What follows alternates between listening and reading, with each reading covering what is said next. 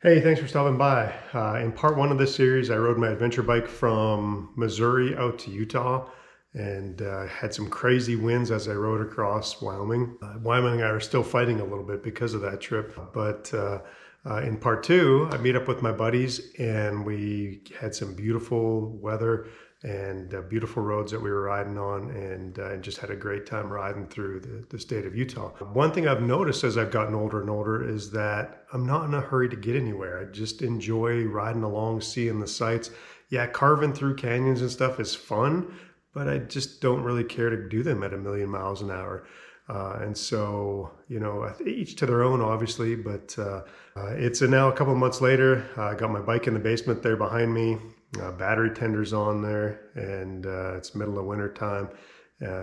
Looking forward to some new adventures come 2022. For more content like this, please like and subscribe. All right, starting day 3 in Garden City, I think this is, Utah. And as I said last night coming in, it is absolutely gorgeous here. Met up with my buddies from Oregon and Idaho. I'm heading off on my own to cross into Idaho just because I've never been on my bike to Idaho before. So technically I'll be in Idaho, even though I won't have had ridden across it. But as I was saying before, I have this old Harley map that I fill in the states that I've ridden in, and even though I won't technically have ridden across the state, I will have entered Idaho and can color it in. Okay, so we're averaging 42 miles per gallon. Not too shabby. Are you ready, sweetheart? Hey, I can see myself in there. Go ahead, get your professor speak on, okay?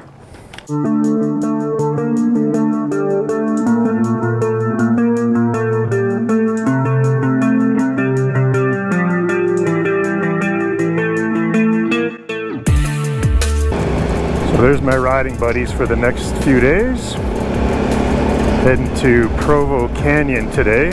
I will certainly give Bear Lake, Utah, Idaho a thumbs up. This place was slamming. Very cool. There was this bunch of yurts up on the hills behind where we camped last night. And they were all filled, and they were lit up with torches on the side of the hill, and it looked so cool.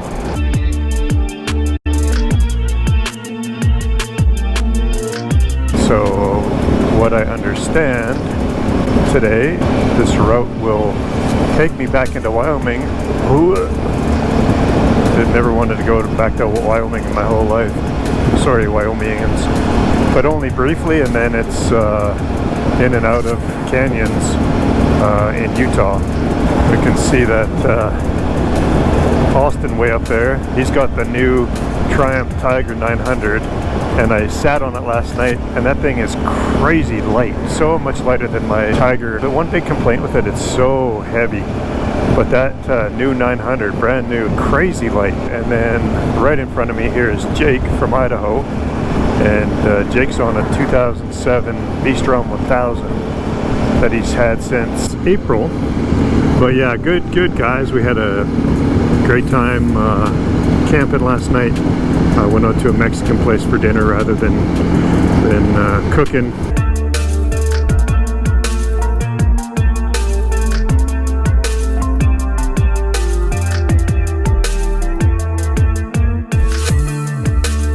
So Jake and I both have a gas can, and Austin has little fuel bottles that he's got somewhere strapped to one of his side cases.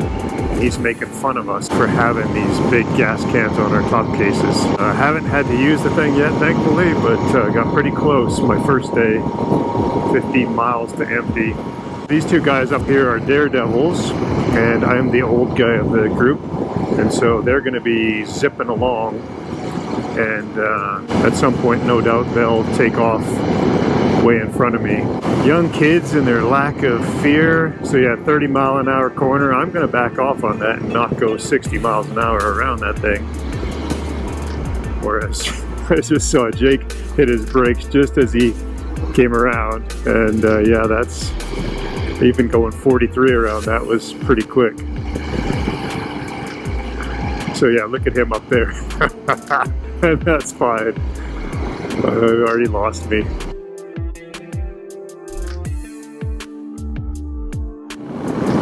Wyoming.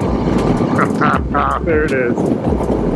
Oh, Wyoming, my buddy. But today the wind is not blowing, and so I am not cussing at Wyoming. Looks exactly like Utah at this part. It's a totally different experience on a motorcycle when the wind is not beating you to death. It's just been an enjoyable hour so far. I've learned that these boys have some heavy wrists. They don't like to dilly-dally. Just saw a couple of old Honda ATC 200 three-wheelers. Back in the day, those were pretty cool. I had a Yamaha 175 three-wheeler, the Tri-Moto. That was pretty cool, pretty fun. Went from a little 50cc dirt bike that I learned on and actually rode into a barbed wire fence and got 68 stitches in the side of my face from it when I was 8 years old. I graduated up to that three-wheeler and had a lot of fun on it through late elementary school, junior high, and high school. And then in high school the road bike hit me, that the desire to do that. So my dad actually traded an old boat for a Honda CX500 Custom, a 1979 V-twin, but the engine was mounted sideways, kind of like a Moto Guzzi. So it was just a different looking thing. So it was kind of cool. But anyways, apparently they're a big collector bike now. Wish I still had it. People love to turn them into cafe racers. So rode that in high school and into college. And then, of course, it technically belonged to my dad, so he sold it to my cousin. My cousin still has it, painted it bright yellow. But then I went a number of years without having a bike. When I was 25, maybe, I bought a Kawasaki Vulcan 1500 Classic and rode that thing all over everywhere.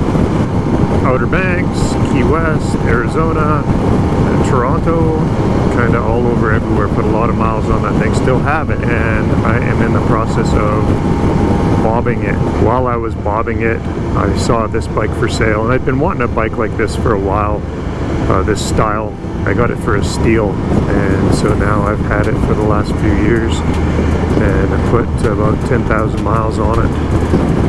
And when I lived in Kentucky, it was my daily driver. I took it to work every day, winter, spring, summer, fall, didn't matter. Coldest I rode it was like 14 degrees Fahrenheit, something like that. My commute was only about 20 minutes though, so it wasn't too killer. It's so much nicer riding with a pack, or at least one other person, than it is by yourself. I always feel compelled when I'm by myself, just go, go, go, don't stop and enjoy things. And when I'm with people, I'll stop and see sights, and just I think it makes for a better trip. We just crossed back into Utah. That should be my last foray into Wyoming in this trip, and so obviously I'm never gonna say I'm not gonna go back to Wyoming because I had a windy experience there, but I had a windy experience there.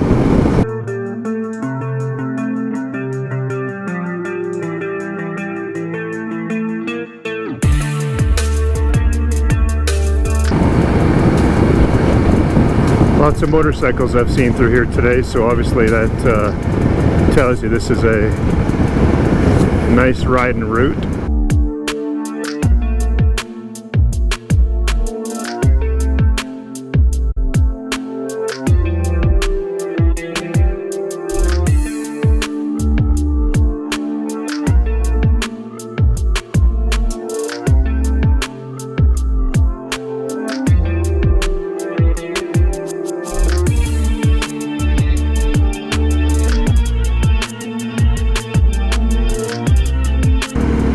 This is starting to look a lot more Rocky Mountain-ish to me than what we were seeing before.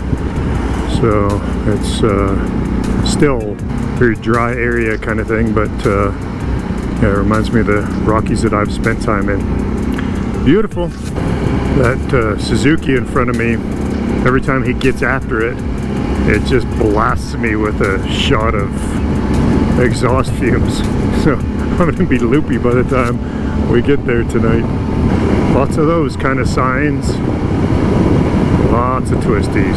It's been really enjoyable, and the scenery is amazing. The ride is fantastic. This looks like it's Highway 150 through Utah. If you're ever looking for a nice road to ride on, and this is a nice road to ride on.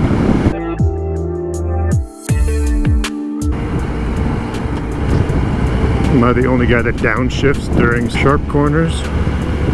And they're not kidding about this being legit all the way around.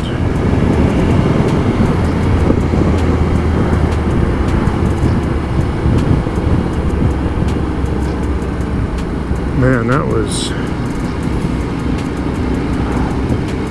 seemed way sharper than the last one. Both were 30-mile-an-hour corners. I like the broader, more sweeping curves better than those stupidly sharp ones. I don't think I have a future in motorcycle racing. Bald Mountain Pass, summit, 10,759 feet.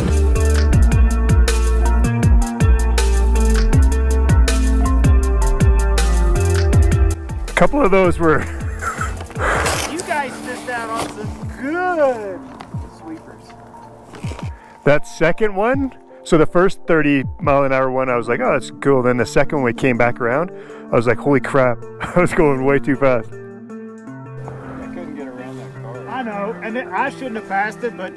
How fast did you come around those corners then? I was only like 50. There was cattle on the road coming down from the summit, so that was really bizarre. And it was just open grazing.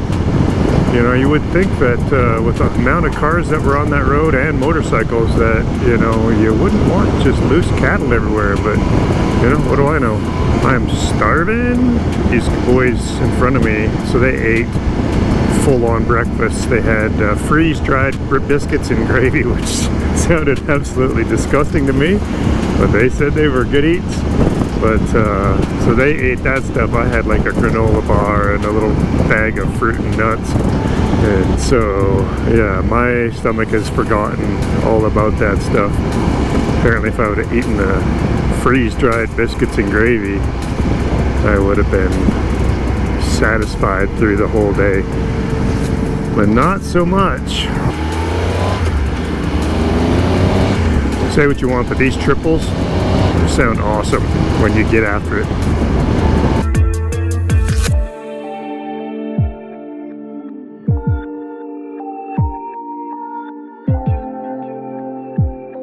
One thing I've noticed today that I appreciate is that every biker here waves regardless of what they're riding. And I think that's how it should be everywhere. I don't understand this whole, well, I ride this brand, so I'm too good to wave to you. I don't get it. You know, we're all bikers, we're a very small group, we should be acknowledging each other.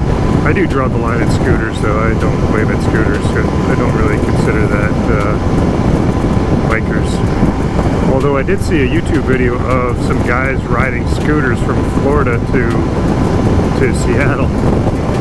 Those guys were nuts. I'm not sure that I could pull that one off, but they sure did.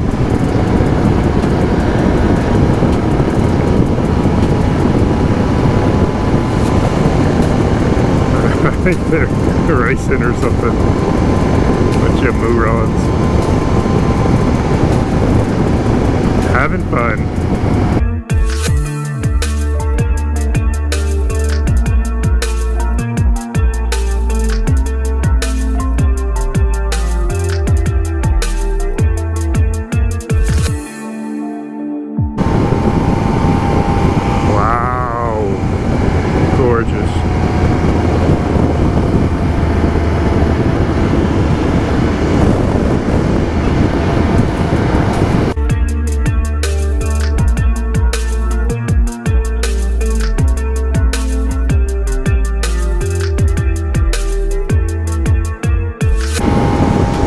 what's walking up and down that hillside there to create those paths.